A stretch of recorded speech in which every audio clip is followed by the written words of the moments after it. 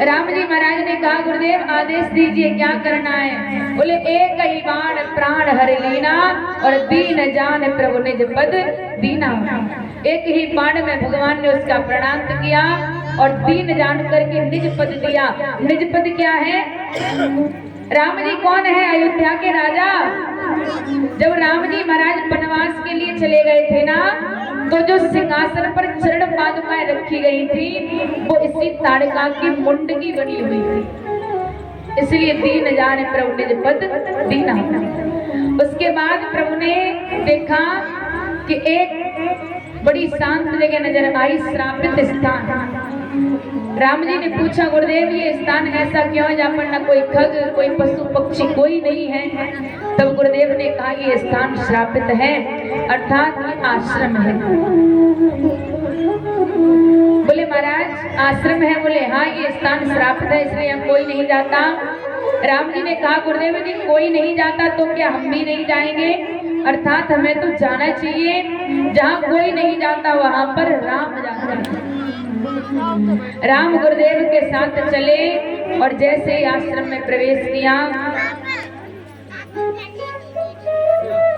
गौतम नारी श्राप वसे उपल देह धरि धीर, चरण कमल रज चाहती, सुकृपा करो रघुवीर।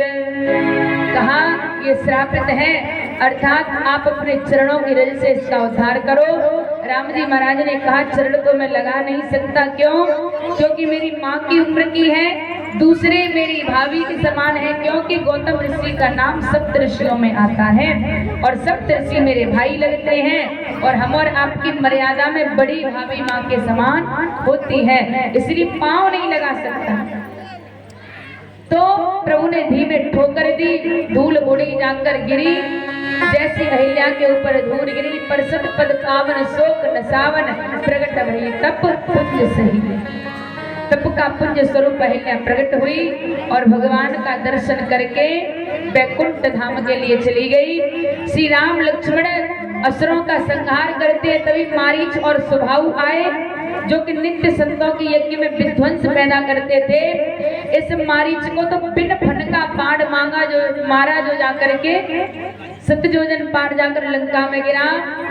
और क्योंकि श्री राम जी महाराज को पता था कि आगे की लीला में फिर इसका काम रहेगा। उसके बाद जब श्री राम लक्ष्मण गुरुदेव के पास में थे तभी महाराज शिरोध्वज, जिन्हें हम और आप जनक कहते हैं, क्योंकि जनक कोई नाम नहीं है, जनक एक विशेषण है। जनक एक गद्दी का नाम है, व्यक्ति विशेष का नाम नहीं है। महाराज शिरोध्वज जिनकी कन्या का नाम है सीता, स्वयंवर की तैयारियां थी और उसी स्वयंवर में राम लक्ष्मण को लेकर के श्री विश्वामित्र जी महाराज गए। नगर में प्रवेश किया तो नगर बड़ा सुंदर है। लखन हृदय लालसा विसेखी और जाए जनकपुर आयो देखी। पूरी रामायण में जिनका स्वभाव बड़ा क्रोध स्वरूप रहा है, उनके मन में ये लालसा प्रकट हुई कि मैं जाकर जनकपुरी को देखूं, अर्थात जनकपुरी कितनी सुंदर रही होगी। राम लक्ष्मण गए, जनकपुरी का भ्रमण किया, दर्शन किया और पुष्प वाटिका में प्रथम भेंट मैया जानकी से हुई।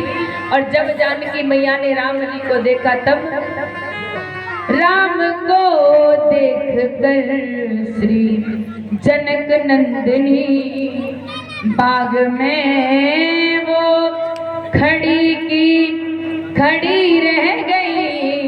राम को देख कर श्री जनक नंदिनी और राम देखे सिया और सिया राम को, उनकी अखियां लड़ी रह गई।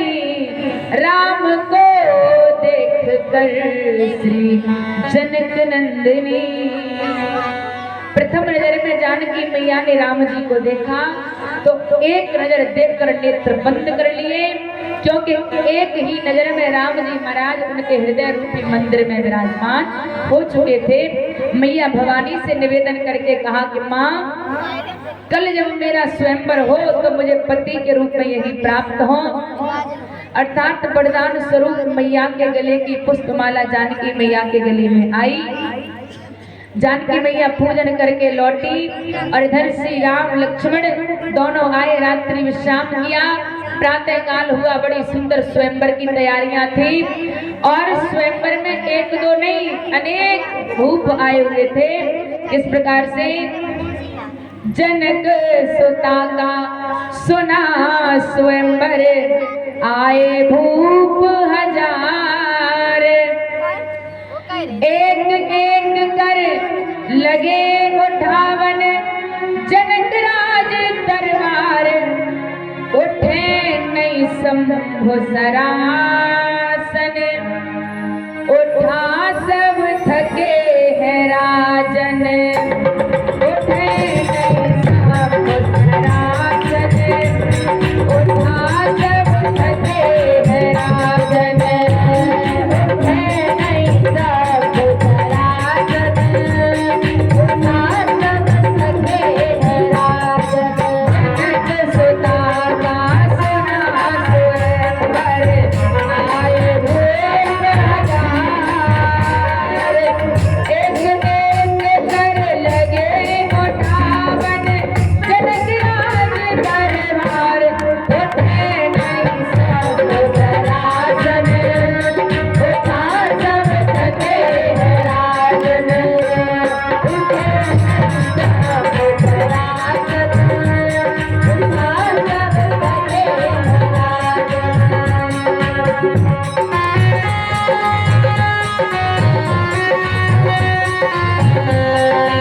सब थके है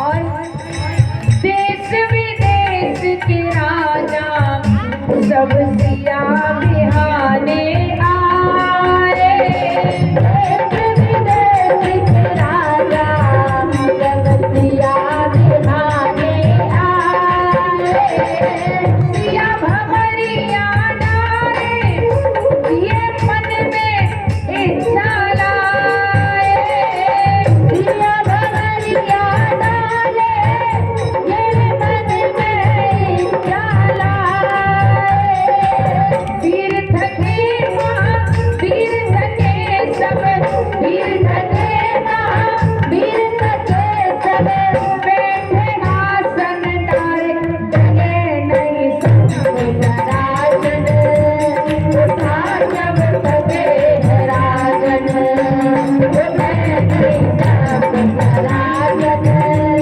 उठा सब थके है राजन।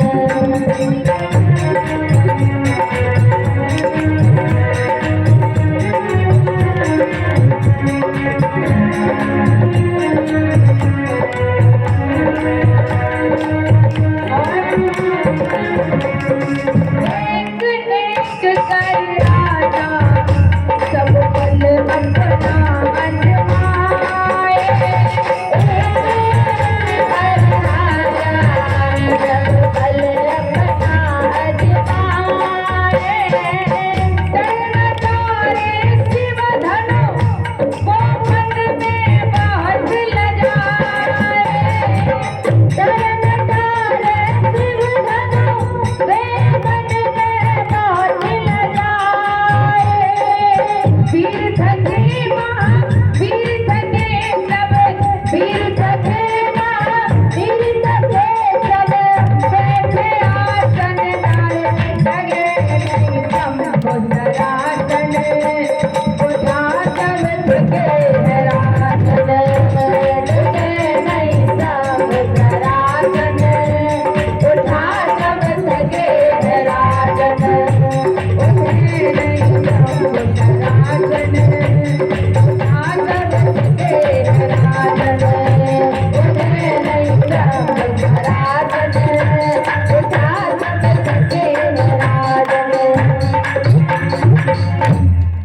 चौपाई लिखी, भूप सहस दस एक ही बारा लगे उठावन तरह न टारा, डगै न शंभ सरासन कैसे कामी वचन सती मन जैसे।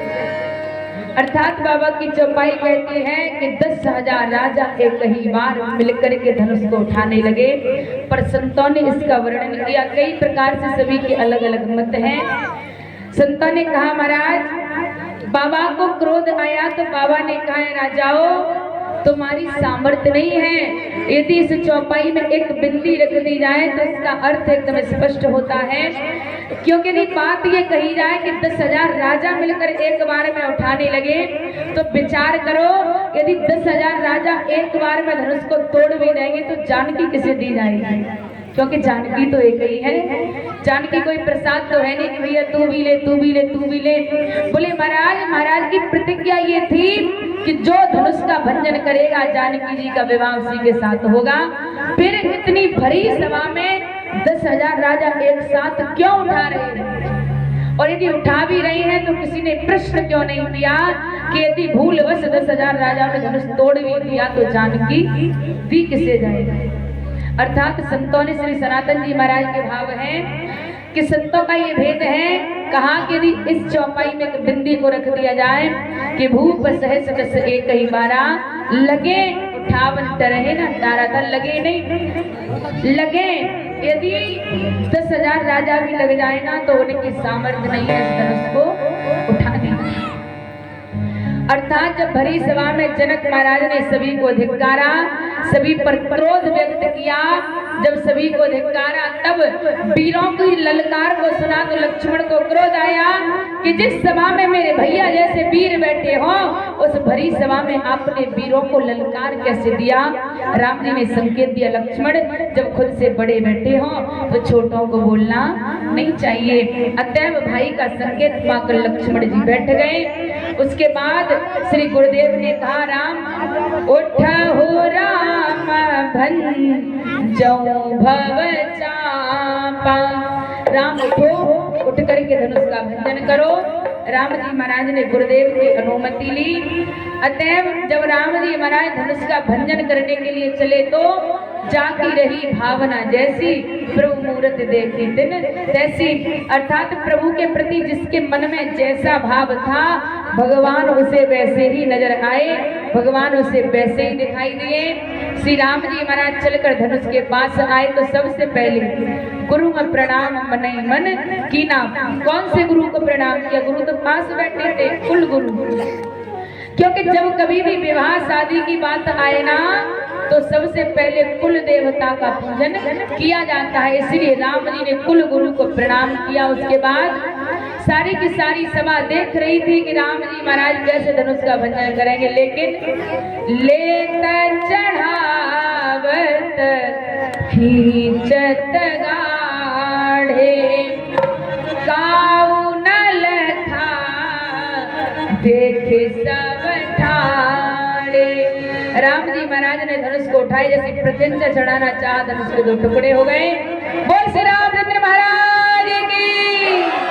सारी सभा जय जयकार करने लगी और मैया जानकी हाथों में वरमाला को लेकर चली श्री राम जी महाराज की तरफ। इधर श्री जनक